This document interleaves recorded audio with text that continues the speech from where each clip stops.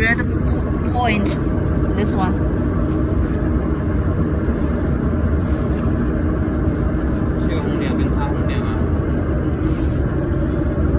This two red point, this one and this one. 然后再看哪里 ？Check the laser source.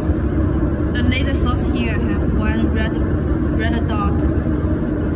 Keep the 3 red dots in one line.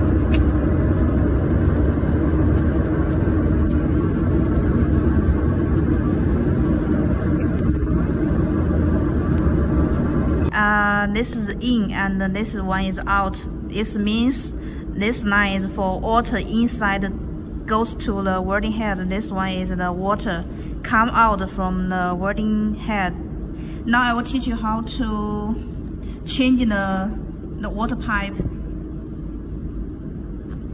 First, loose the screw and take the pipe out from the old welding head.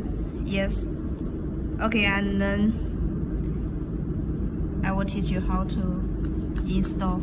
Yes.